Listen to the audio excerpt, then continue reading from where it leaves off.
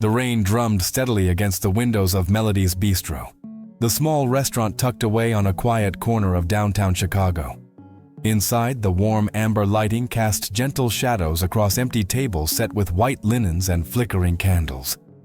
It was Tuesday evening, and the dinner crowd had long since departed, leaving behind only the lingering aroma of garlic and herbs, and the soft jazz playing from speakers mounted discreetly in the corners. Peter Cetera sat alone at table 12, the same corner booth where he had eaten countless meals over the past 3 years since purchasing this struggling establishment. His silver hair was slightly disheveled from running his fingers through it, a nervous habit he'd developed since his world had begun crumbling around him. The restaurant, once his pride and joy, had become a financial albatross that threatened to drag him into complete ruin. At 69 years old, Peter had invested his remaining savings into Melody's Bistro, hoping to create something meaningful in his golden years. The place held special significance. It was where he had shared his first date with his late wife Sarah, back when it was called Giovanni's and served the best Italian food on the South Side. After Sarah's passing 5 years ago, buying the restaurant had felt like preserving a sacred memory. But dreams and nostalgia don't pay the bills. The location that had once thrived with neighborhood charm now sat in the shadow of gleaming high-rises filled with tech companies and upscale condominiums. The new residents preferred trendy fusion cuisine and Instagram-worthy presentations over the honest comfort food that Melody's offered. Monthly revenues had steadily declined, and Peter found himself facing the very real possibility of losing everything he had worked to build. The front door chimed, and Peter looked up to see 3 impeccably dressed men in their 40s entering the restaurant. Their expensive suits were perfectly tailored, their watches caught the light with Swiss precision, and they carried themselves with a confidence that comes from never having been told no. Peter recognized them immediately. Marcus Webb, Jonathan Price, and David Sterling, the real estate developers who had been circling Melody's like vultures for the past 6 months. "Mr. Cetera," Marcus called out with false joviality, his voice echoing in the nearly empty dining room. "I hope we're not too late for dinner. We have some business to discuss." Peter stood slowly, straightening his simple black polo shirt and wiping his palms on his jeans. These men represented everything he had grown to despise about the new Chicago. Money without soul, success without substance, progress without consideration for what was being destroyed in the process. "Gentlemen," Peter replied with as much dignity as he could muster. "We close at 9, but I suppose I can have the kitchen prepare something simple." The 3 men settled into a large booth near the front window, making no effort to lower their voices as they discussed their plans for the building. They spoke of maximizing square footage and optimizing rental yields, as if Peter weren't standing just 20 feet away, as if his life's work were nothing more than numbers on a spreadsheet. "The old man's got to be desperate by now," Jonathan said, not bothering to whisper. "This place has been bleeding money for months. We make him a lowball offer, he'll have to take it." "The location is perfect for luxury condos," David added, pulling out his phone to show his companion's architectural renderings. "Tear down this relic, put up a 30-story tower, each unit selling for $500,000 minimum." Peter felt his face flushed with anger and humiliation. But he forced himself to remain professional. He needed every customer he could get, even these parasites who saw his beloved restaurant as nothing more than an obstacle to their profits. As he walked toward their table to take their order, the front door chimed again. A young woman entered, shaking raindrops from her worn denim jacket. She carried an insulated food delivery bag and looked around the restaurant uncertainly, clearly unfamiliar with the upscale atmosphere despite its current emptiness. Carmen Rodriguez was 28 years old and had been working for a food delivery service for the past 8 months, ever since losing her job as a music teacher when the local school district faced budget cuts. The work was hard on her 20-year-old Honda Civic, and even harder on her pride. But it paid the bills while she searched for another teaching position. "Excuse me," Carmen said softly, approaching Peter. "I have an order for pickup." Under the name Webb? Marcus looked up from his phone with obvious annoyance. Finally, do you have any idea how long we've been waiting? This is completely unacceptable service. Carmen checked her phone, confusion crossing her features. Sir, I received the order just 15 minutes ago, and I came straight here. The app shows I'm actually 2 minutes early. Don't argue with me, Marcus snapped, his voice rising. Time is money, and your incompetence has cost us both. Where's your supervisor? I want to file a complaint. Peter watched the exchange with growing discomfort. He had prepared the takeout order himself. 3 expensive steaks with sides, totaling over $100. And he knew Marcus was lying about the timing. The order had indeed been placed just 20 minutes earlier. I'm sorry if there was any confusion, Carmen replied, maintaining her composure despite the clear hostility. Let me just verify the order with you to make sure everything is correct. As she began reading from her phone, Jonathan interrupted with a cruel laugh. Look at this, guys. They're sending children to do adult jobs now. What are you, maybe 19, 20? Did you even finish high school? Carmen's cheeks burned with embarrassment, but she kept her voice steady. I'm 28, sir, and I have a master's degree in music education. I'm just working delivery while I look for a new teaching position. Music education?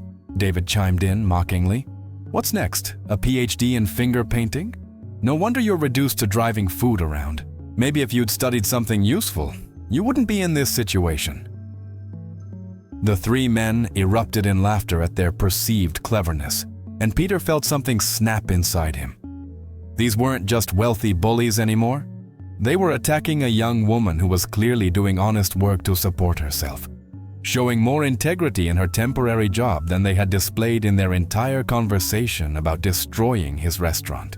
Gentlemen, that's enough, Peter said firmly, stepping closer to their table. Miss... I'm sorry I didn't catch your name. Rodriguez, Carmen Rodriguez, she replied, grateful for the intervention. Ms. Rodriguez is a customer in my establishment, and she deserves to be treated with respect. I'd appreciate it if you would apologize for your inappropriate comments. Marcus stood up slowly, his face darkening with anger. Excuse me, old man? Did you just tell me to apologize to the help? Do you have any idea who you're talking to? We're about to make you a very generous offer for this failing dump, but keep running your mouth and that offer might just disappear. The restaurant fell silent except for the gentle jazz music and the sound of rain against the windows. Carmen stood frozen, clutching her delivery bag, clearly wishing she could disappear. Peter felt the weight of the moment, his financial future hanging in the balance, his pride warring with his practical need to survive. But as he looked at Carmen's face, saw the dignity with which she carried herself despite the cruel treatment, he thought about Sarah and the values she had always embodied.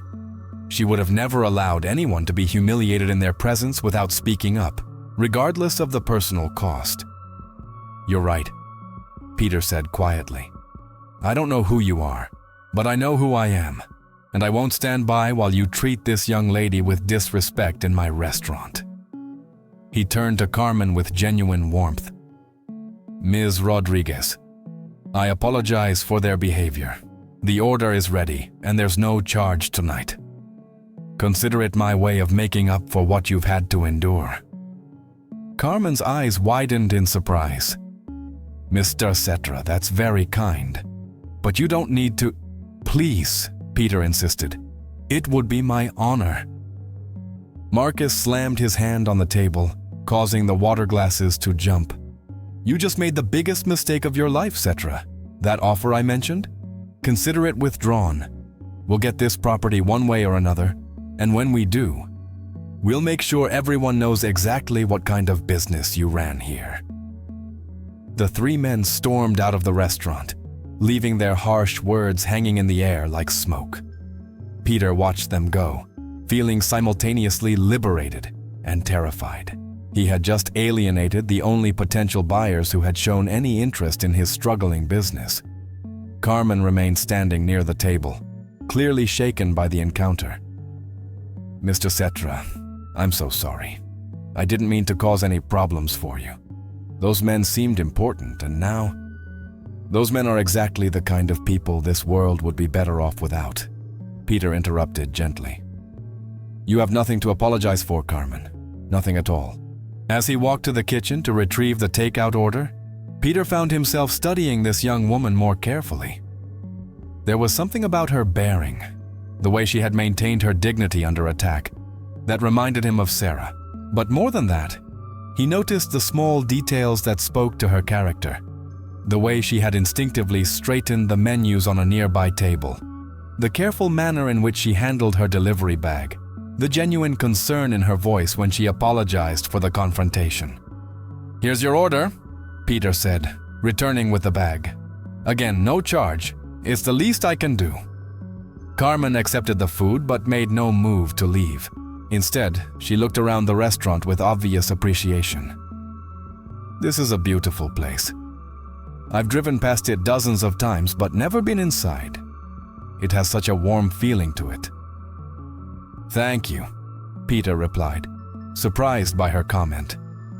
It means a lot to hear that, especially tonight.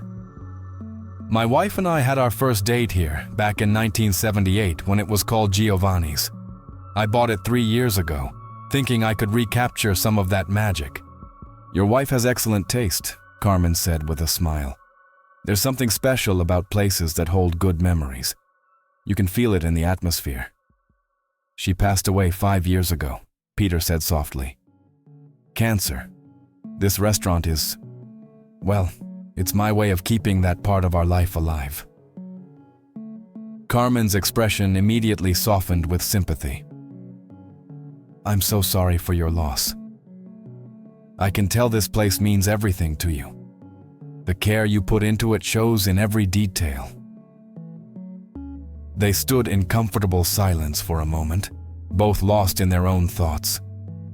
Finally, Carmen shifted the delivery bag to her other hand and prepared to leave. Mr. Cetra, can I ask you something? Those men who were just here, are they really going to cause problems for you? They seemed vindictive. Peter sighed deeply, suddenly feeling every one of his 69 years. They're developers who want to buy this building and tear it down. I've been struggling financially, and they know it. Tonight might have been my last chance to sell before the bank forecloses.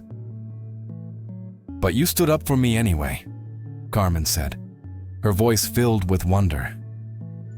Even knowing it might cost you everything. Some things are more important than money, Peter replied. My Sarah taught me that. She would have been proud of what happened here tonight, even if it means losing the restaurant. Carmen was quiet for a long moment, her mind clearly working through something complex.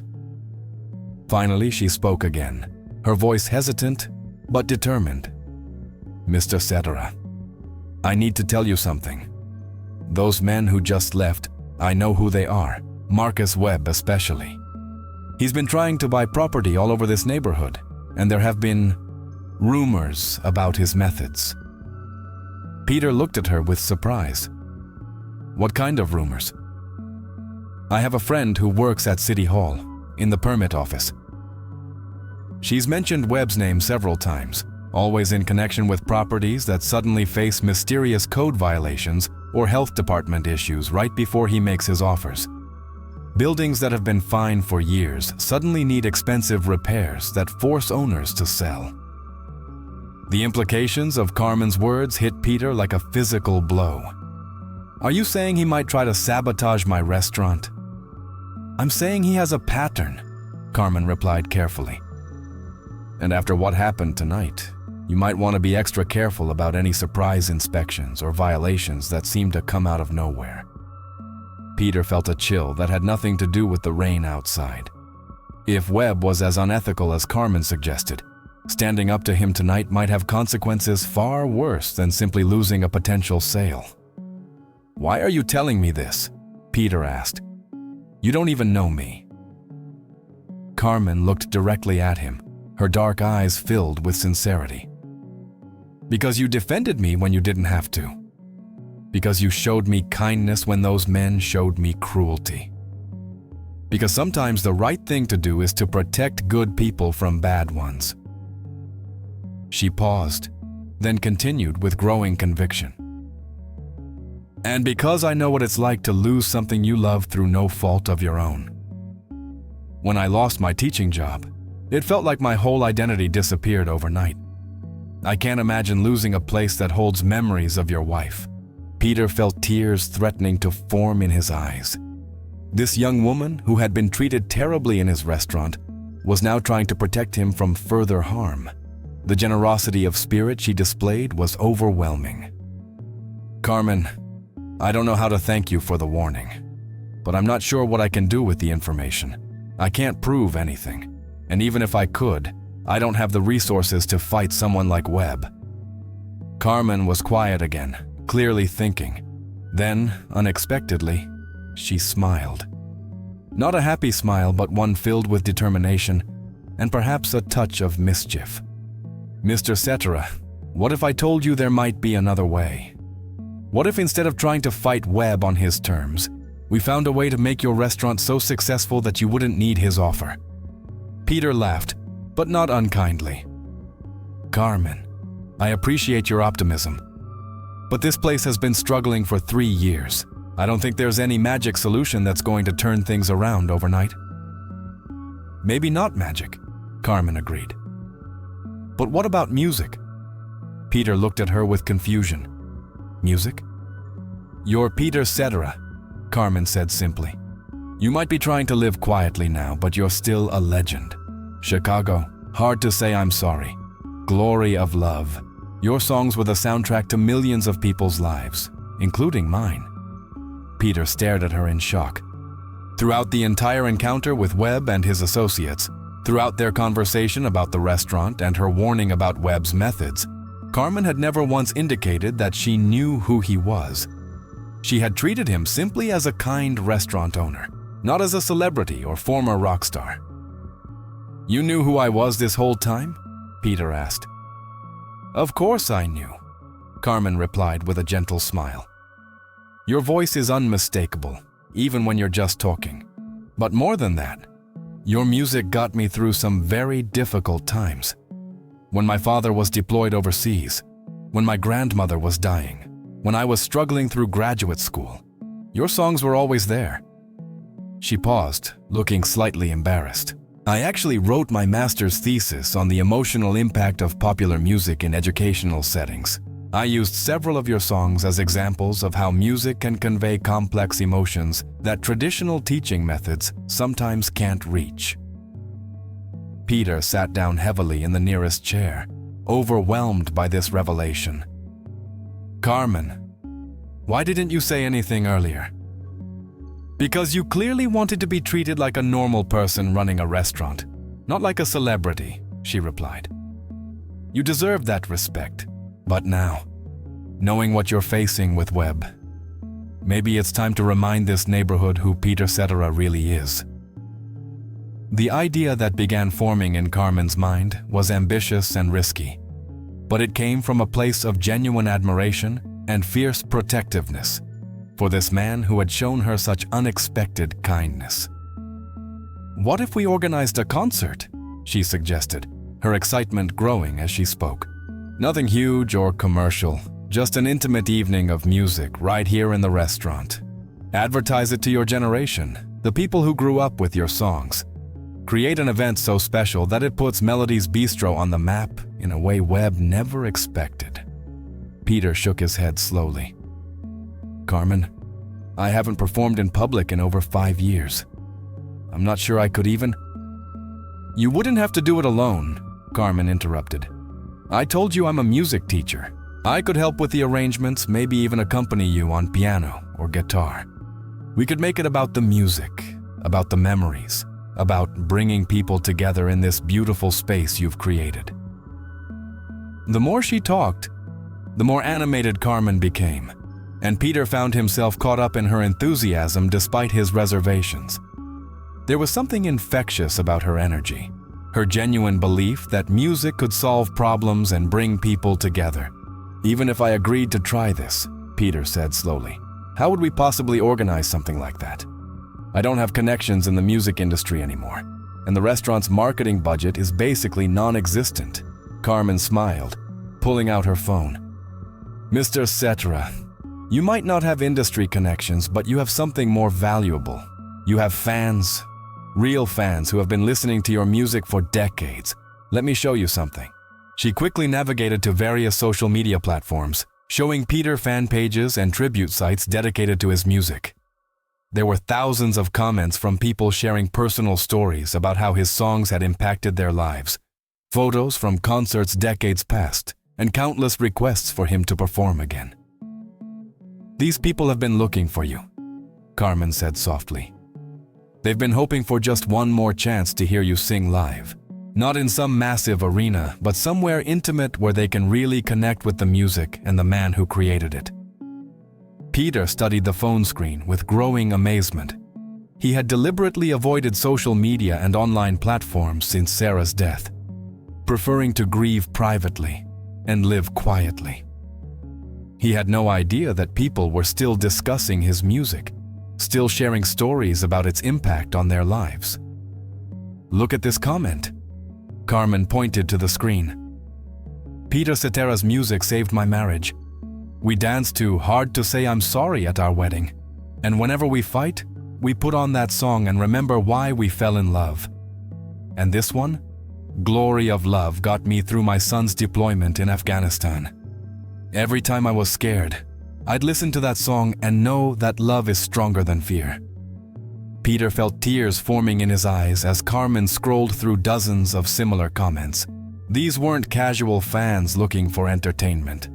These were people whose lives had been genuinely touched by his music, who saw his songs as soundtracks to their most important memories. "You see," Carmen said gently, "you don't need Webb's money or his approval. You have something much more valuable. You have people who love you and your music. We just need to bring them here." For the first time in months, Peter felt a spark of hope, not just for saving the restaurant, but for reconnecting with the part of himself he had put away when Sarah died. Music had always been his way of processing emotion, of connecting with others, of making sense of the world. Maybe it was time to remember that gift. "Carmen," he said slowly, "if we were going to try something like this, how would we even begin?" Her face lit up with excitement. "Leave that to me. I know people, other teachers, musicians, social media volunteers. We can create a grassroots campaign that reaches exactly the right audience. But more importantly, we can create an evening that's about more than just a concert. We can make it about community, about supporting local businesses, about showing people like Webb that some things can't be bought or demolished."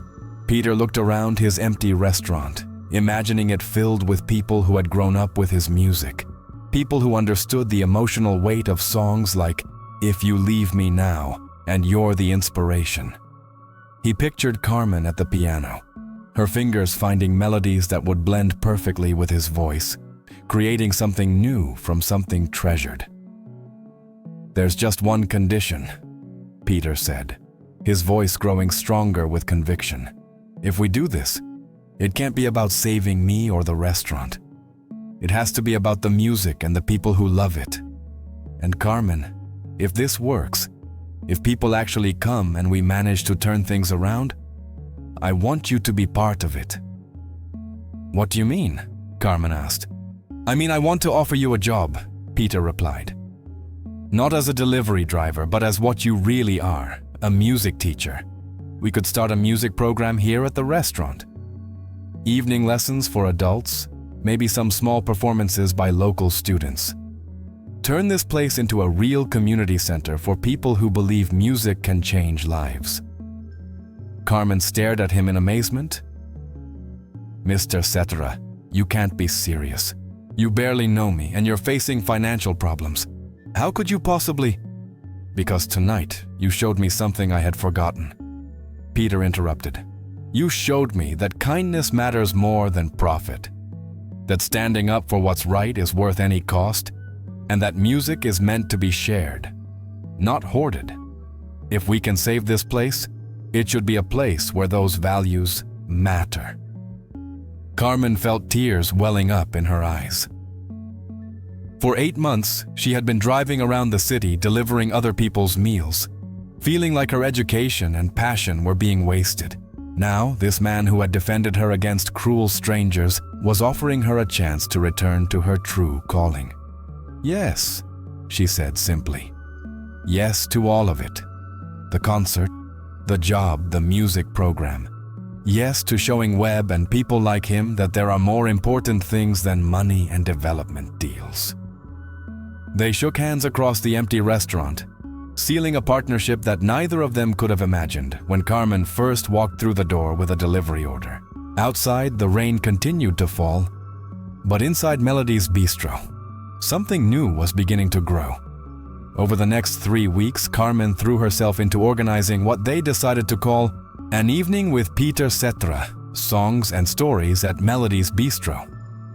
Using her network of fellow teachers and musicians, she created a social media campaign that spread organically through online communities of Chicago fans and classic rock enthusiasts. The response was overwhelming. Within days of the first announcement, the small event had sold out its 50 seats. Requests for additional nights poured in from across the country, with people offering to travel to Chicago just for the chance to hear Peter perform in such an intimate setting. But the real magic happened during the rehearsals. Carmen proved to be an intuitive and skilled accompanist, able to follow Peter's musical instincts and add subtle harmonies that enhanced rather than competed with his vocals.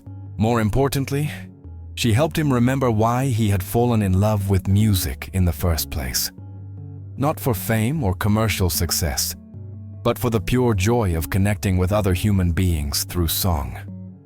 "You know," Peter said during one evening rehearsal, "I haven't felt this excited about performing since Sarah was alive. She always said that music was meant to be medicine, that the right song at the right moment could heal things that doctors couldn't touch."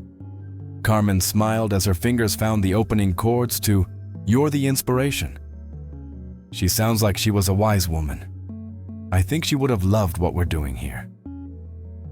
"She would have loved you," Peter replied without hesitation. "You have the same spirit she did, the same belief that kindness and music can make the world better."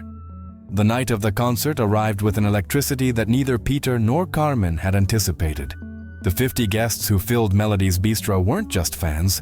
They were people whose lives had been soundtracked by Peter's music for decades. There were couples who had been married 40 years and still danced to Hard to Say I'm Sorry. Veterans who had found comfort in Glory of Love during difficult deployments, and parents who had sung their children to sleep with If You Leave Me Now. But the evening's most powerful moment came when Peter invited Carmen to join him for a duet of You're the Inspiration. As their voices blended together, accompanied by Carmen's delicate piano work, something magical happened in the small restaurant. The barriers between performer and audience dissolved, and for 3 minutes, everyone in the room was part of the same emotional experience.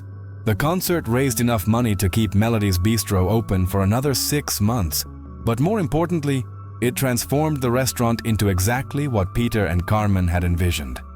A community gathering place where music and kindness were valued above profit. Roteiro final extendido, Peter Cetera e Carmen, de oferta, ni las iasura caracteres. Marcus Webb never did follow through on his threats to sabotage the restaurant. In the weeks following that confrontational evening, Peter had braced himself for surprise health inspections, mysterious code violations, or any of the underhanded tactics that Carmen had warned him about. But as days turned into weeks and weeks into months, it became clear that Webb had either moved on to easier targets or perhaps recognized that the wave of positive publicity surrounding Melody's Bistro made it too risky to interfere with a business that had clearly captured the community's heart and imagination. The local newspapers had picked up the story of the intimate concert series, framing it as a heartwarming tale of musical renaissance in an age of corporate development. Food bloggers wrote glowing reviews, not just of the restaurant's comfort food menu, but of the unique atmosphere that blended dining with live music in a way that felt both nostalgic and refreshingly authentic. Even the city's tourism board began including Melody's Bistro in their recommendations for visitors seeking genuine Chicago experiences beyond the typical tourist attractions. Whatever the reason for Webb's retreat, Peter was profoundly grateful to focus his energy on building something positive rather than fighting something destructive. The contrast between his former life of litigation and business battles and his current existence centered on music and community could not have been more stark. Where he had once spent his days worrying about market share and profit margins, he now found himself concerned with chord progressions and the emotional well-being of his regular customers. The transformation had not happened overnight, but gradually, like watching a garden bloom through careful tending. Each small success built upon the previous one, creating a momentum that surprised even Peter and Carmen with its power and sustainability. The first concert had been a leap of faith. By the sixth monthly performance, they had established something that felt permanent and precious. 6 months later, as autumn painted the Chicago streets in shades of gold and crimson, Melody's Bistro was thriving in ways that had nothing to do with traditional restaurant metrics. The numbers on the balance sheet certainly looked healthier than they had in years, but the real measure of success could be found in the intangible qualities that made the place feel alive with purpose and joy. The monthly concert series had developed such a following that they maintained a waiting list stretching months into the future. People planned their evenings around the performances, making dinner reservations weeks in advance to ensure they could experience what had become known throughout Chicago as the most intimate musical experience in the city. The concerts featured not only Peter's performances, but also showcased local musicians whose talents Carmen had discovered and nurtured through her extensive network in the music education community. Each performance was unique, carefully curated to create an evening that felt both professional and personal. Carmen had developed a gift for matching musical styles to seasonal moods and audience preferences. October's concert featured jazz standards that complemented the cozy atmosphere, created by flickering candles and the warm colors of fall decorations. December's holiday performance had become so popular that they scheduled 3 separate shows to accommodate demand, featuring both traditional carols and contemporary holiday songs arranged for Peter's distinctive vocal style. The music lesson program that Carmen had developed was booked solid through the following spring, with students ranging from 8-year-old beginners taking their first piano lessons to 70-year-old retirees fulfilling lifelong dreams of learning to play guitar. Carmen had discovered a remarkable gift for teaching that went beyond her formal education credentials. She possessed an intuitive understanding of how to meet each student where they were, whether that meant slowing down to build confidence in a shy child, or challenging an advanced adult student who had been playing casually for years, but wanted to develop more sophisticated technique. The lessons took place during the restaurant's slower afternoon hours, transforming the dining room into an informal conservatory where the gentle sounds of scales, simple melodies, and Carmen's encouraging voice created a soundtrack of learning and growth. Regular customers had grown accustomed to hearing these musical moments, and many commented that the sounds of instruction and practice added to the restaurant's charm rather than detracting from their dining experience. But perhaps most remarkably, the restaurant had become a beloved neighborhood institution that brought together people of all ages through their shared love of music and community. The demographic that filled Melody's Bistro on any given evening would have been difficult to predict based on traditional restaurant marketing wisdom. Tables might hold a young couple on their first date sitting near a group of retirees celebrating a birthday, with a family including 3 generations gathered around a corner booth to share both a meal and stories about how Peter's songs had provided the soundtrack to their family history. The walls of the restaurant now told the story of its transformation through carefully curated displays of photographs, letters, and memorabilia. Pictures from various concerts showed Peter and Carmen performing together, their musical partnership having evolved into something that felt both professional and deeply personal. Testimonial letters from students and audience members covered one entire wall, sharing stories of how the music program had enriched their lives in unexpected ways. One letter, framed prominently near the piano, was from an elderly gentleman named Robert, who had written, "I lost my wife of 52 years last spring, and I thought my life was over. Then my daughter signed me up for guitar lessons at Melody's Bistro. Carmen's patience and Peter's encouragement helped me discover that music could be a way to honor Margaret's memory, rather than just mourn her absence. Now I play her favorite songs every evening, and I feel connected to her in a way that talking to photographs never provided." Another display featured artwork created by local artists who had been inspired by the musical renaissance taking place in this small corner of Chicago. Watercolor paintings of the restaurant's interior during concerts, pencil sketches of Peter and Carmen performing together, and even abstract pieces that attempted to capture the emotional atmosphere of the monthly performances created a visual representation of the community that had grown around Melody's Bistro. Carmen had transformed from a struggling delivery driver into the restaurant's music director, a title that encompassed everything from teaching piano lessons to organizing community concerts to managing the social media presence that had grown organically from that first grassroots campaign.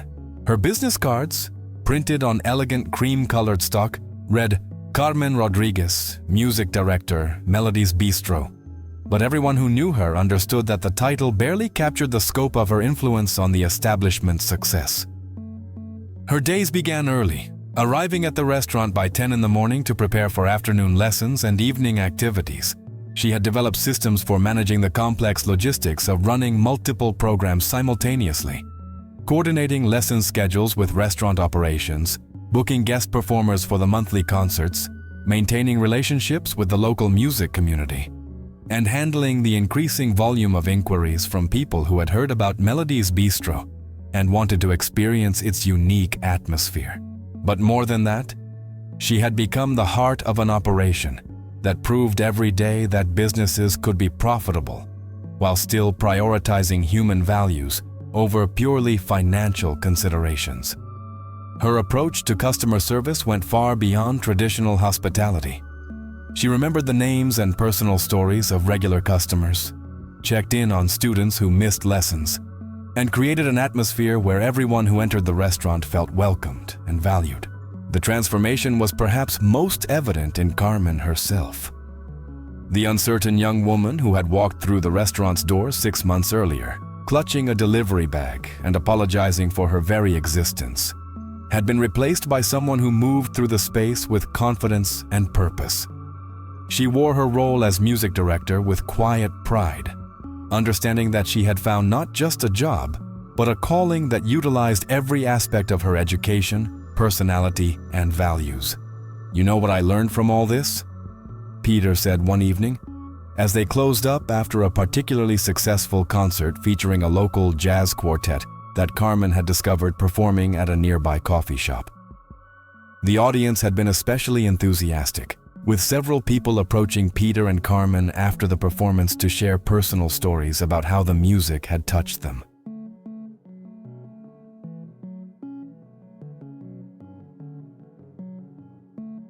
Carmen smiled as she cleaned the piano keys that had become her second home, her fingers moving with the same care and attention she brought to everything she touched.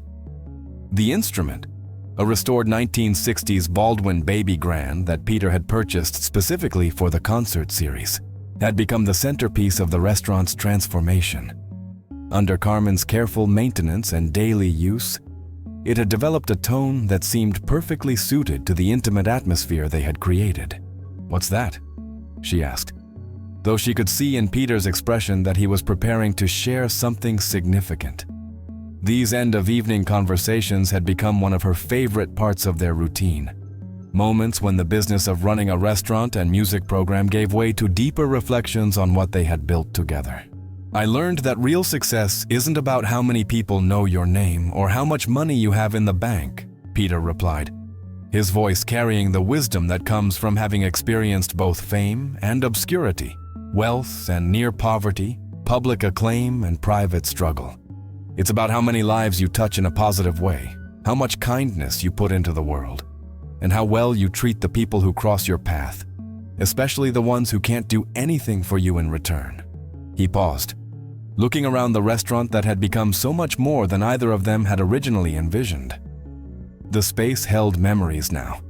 Not just his personal memories of Sarah and their first date at the original Giovanni's, but collective memories created by hundreds of people who had shared meals, music, and meaningful moments within these walls. "When I bought this place," Peter continued, "I thought I was preserving the past. But what we've created here is something entirely new. It's a place where past and present come together, where music serves its highest purpose of bringing people together and helping them feel less alone in the world." Carmen finished her cleaning routine and moved to straighten the music books and sheet music that were kept on shelves near the piano for use during lessons and performances. Each item was placed with deliberate care, reflecting her understanding that maintaining the physical space was just as important as nurturing the emotional atmosphere they had worked so hard to create. "I've been thinking about something," she said, her voice thoughtful. "When I lost my teaching job, I felt like my identity had been taken away from me. I had defined myself by my profession, by my ability to share music with young people. Driving for the delivery service felt like such a step backward, such a waste of everything I had worked to achieve." She settled into the chair beside the piano, the same spot where she often sat during lessons to provide encouragement and guidance to her students. "But now I realized that losing that job was actually a gift.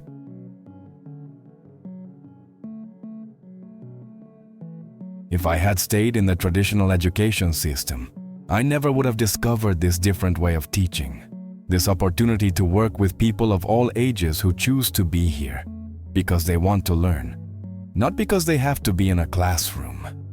Peter nodded, understanding completely what she meant, ending.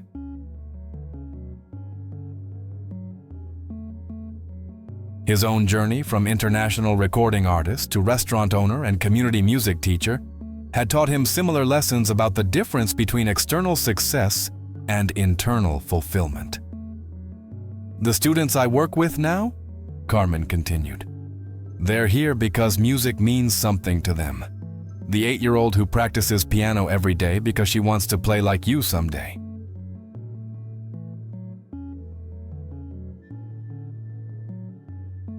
The retired businessman who finally has time to learn guitar because his wife always said he had musical hands. The teenager who comes in after school because her friends don't understand why she prefers jazz to pop music, but she knows she can talk about it here without being judged." The examples she cited were not hypothetical. They were real people whose lives intersected with Melody's Bistro on a regular basis. Each represented a different aspect of the community they had built, a different way that music could serve as a bridge between generations, backgrounds, and life experiences. "That's exactly what Sarah used to talk about," Peter said, his voice filled with warmth at the memory. "She always said that the best teachers are the ones who help people discover what was already inside them. You don't just teach piano techniques, Carmen.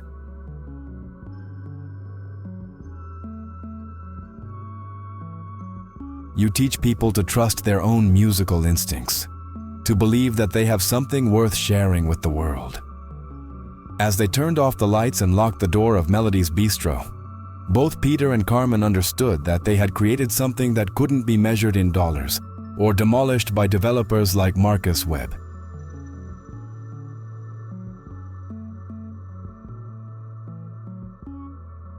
They had created a place where music and kindness lived side by side, where strangers could become friends over shared melodies, and where the simple act of defending someone's dignity could bloom into a beautiful partnership that changed 2 lives forever. The Chicago skyline stretched out before them as they stood on the sidewalk outside the restaurant, the city lights twinkling like earthbound stars.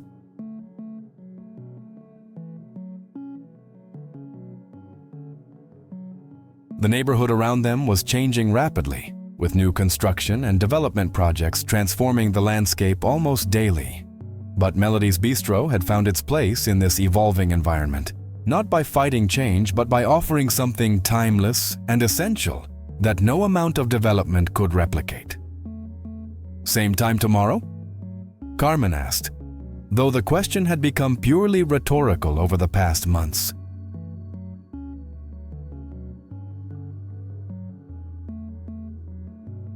Their partnership had developed its own rhythm, its own reliable patterns that provided structure for both their professional collaboration and their genuine friendship.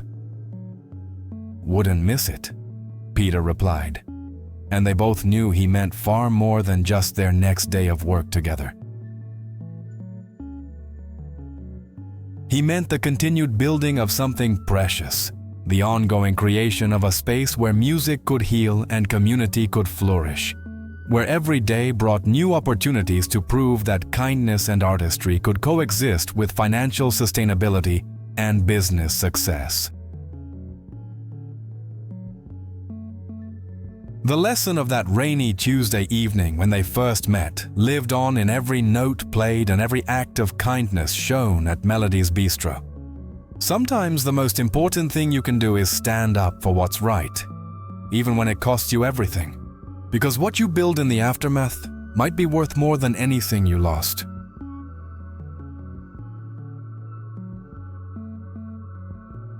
Their story had become a testament to the transformative power of choosing principle over profit, community over conquest, and music over money.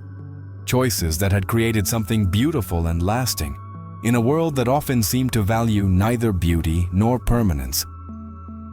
Thank you for watching this heartwarming story about Peter Cetera and Carmen.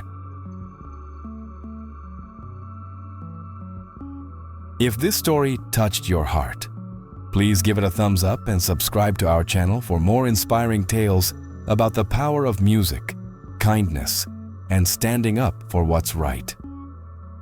Share in the comments below about a time when someone's unexpected kindness changed your day or even your life. Sometimes the most beautiful partnerships begin with the simplest act of human decency, reminding us all that we have the power to make someone's world a little brighter.